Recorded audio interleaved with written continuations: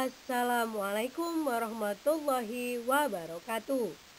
Hari ini kita bertemu kembali di tematik tema 4, subtema 3, pembelajaran 1 dan 2.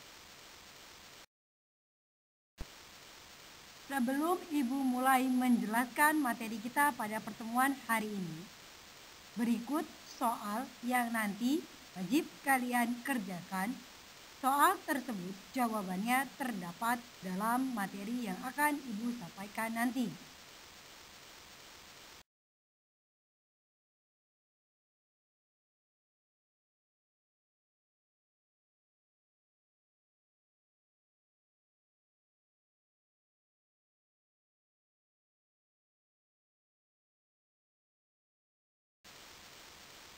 Ada beberapa pokok bahasan yang akan kita pelajari pada pertemuan hari ini. Yang pertama, cara mencegah gangguan kesehatan pada jantung dan pembuluh darah. Yang kedua, cara mencegah gangguan kesehatan pada darah. Yang ketiga, mengidentifikasi ciri-ciri dan jenis pantun. Yang keempat, membuat pantun berdasarkan usia. Dan yang kelima, gambar cerita.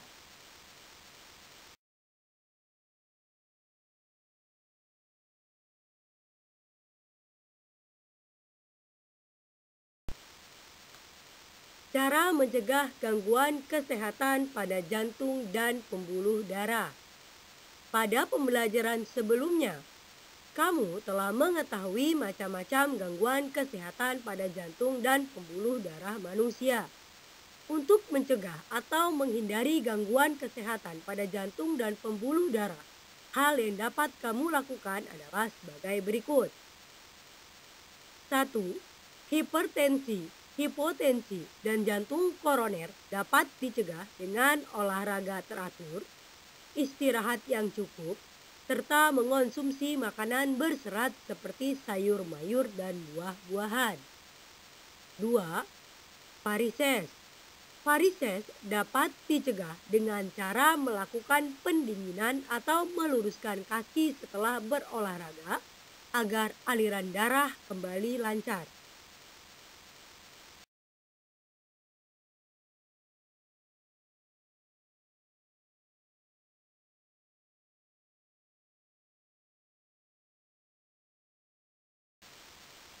Setelah tadi kita membahas tentang cara mencegah gangguan kesehatan pada jantung dan pembuluh darah, selanjutnya kita akan membahas tentang cara mencegah gangguan kesehatan pada darah.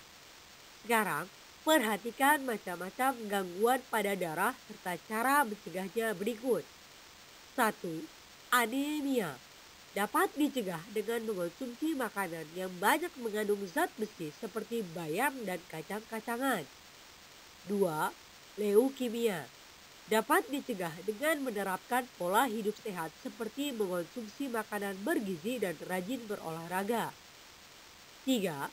Demam berdarah. Dapat dicegah dengan menjaga kebersihan lingkungan untuk membasmi sarang nyamuk. Kegiatan membasmi sarang nyamuk Aedes aegypti dikenal dengan kegiatan 3M, yaitu menguras tempat penampungan air, mengubur barang bekas, dan menutup tempat penampungan air. 4. Thalassemia. Tidak dapat dicegah karena merupakan penyakit keturunan.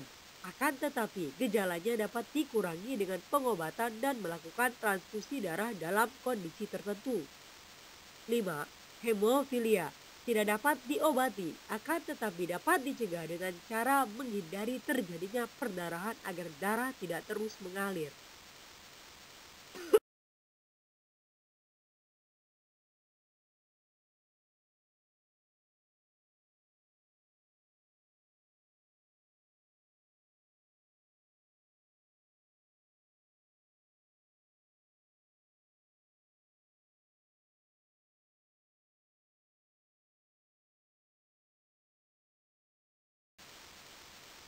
Pada subtema sebelumnya, kita sudah mempelajari tentang ciri-ciri dan jenis-jenis pantun. Kita akan menggunakan pengetahuan tersebut untuk mengidentifikasi pantun. Saat mengidentifikasi pantun, kamu dapat menjelaskan secara rinci ciri-ciri pantun beserta jenisnya. Oleh sebab itu, bacalah pantun dengan seksama. Perhatikan apakah setiap kata, baris, sampiran, dan isi pantun sesuai dengan ciri-ciri pantun. Untuk memudahkanmu dalam mengidentifikasi pantun, kamu dapat menggunakan tabel. Sekarang, perhatikan pantun berikut ini dan amati ciri-cirinya. Hari Minggu pergi ke dokter gigi. Pergi ke dokter bersama Olga. Bangunlah pagi setiap hari. Jangan lupa berolahraga. Ciri-ciri pantun tersebut, jenis pantun.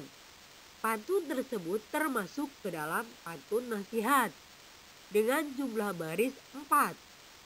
Jumlah suku kata per baris. Baris pertama, hari, minggu, pergi, ke, dokter, gigi. 11 suku kata.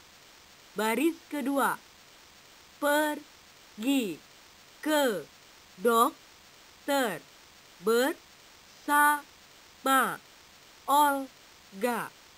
10. Jumlah suku kata pada baris ketiga. Bangunlah pagi setiap hari. 10. Jumlah suku kata pada baris keempat. Jangan lupa berolahraga. 9. Sajak yang digunakan pada pantun tersebut adalah ABAB, di mana baris pertama dan ketiga diakhiri suku kata gi, diberi simbol A. Baris kedua dan keempat diakhiri suku kata ga, diberi simbol B. Isi atau makna pantun tersebut adalah anjuran untuk bangun pagi setiap hari dan tidak lupa untuk berolahraga.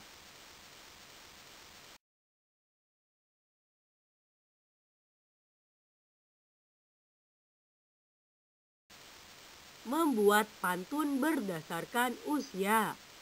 Berdasarkan usia, pantun dibedakan menjadi pantun anak-anak, pantun orang muda, dan pantun orang tua.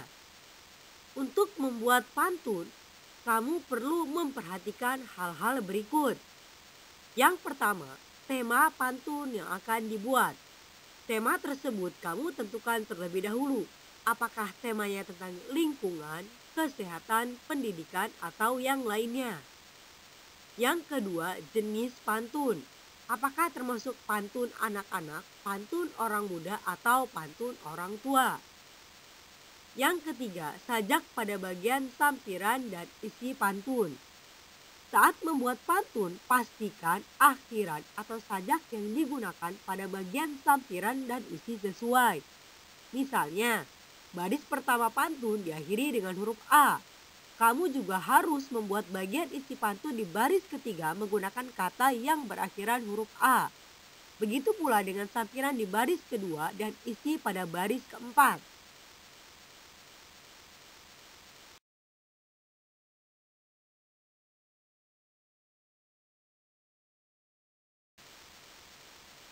Perhatikan gambar di samping. Gambar tersebut merupakan contoh gambar cerita atau disebut juga ilustrasi.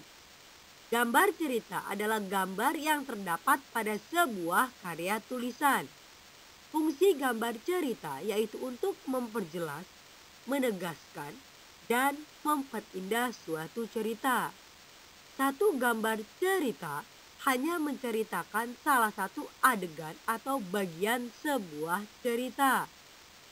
Untuk menggambarkan suasana dalam cerita, perlu adanya objek gambar. Objek gambar tersebut meliputi manusia, hewan, tumbuhan atau benda. Berikut langkah-langkah membuat gambar cerita. Yang pertama, menentukan ide atau gagasan. Ide atau gagasan meliputi tema dari cerita, tokoh, karakter tokoh cerita, suasana, dan latar cerita tersebut. 2. Membuat sketsa. Sketsa adalah rancangan gambar. Sketsa dibuat menggunakan pensil. 3. Mewarnai. Sketsa kemudian dipertegas hingga menjadi gambar jadi. Gambar tersebut kemudian diwarnai. Pewarnaan dilakukan agar lebih indah dan menarik. Alat untuk mewarnai antara lain pensil warna, krayon, spidol, cat air, atau cat minyak.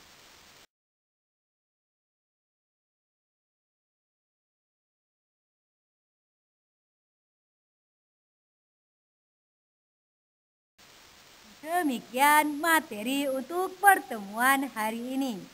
Kurang lebihnya Ibu mohon maaf atas perhatiannya Ibu ucapkan terima kasih. Wassalamualaikum warahmatullahi wabarakatuh.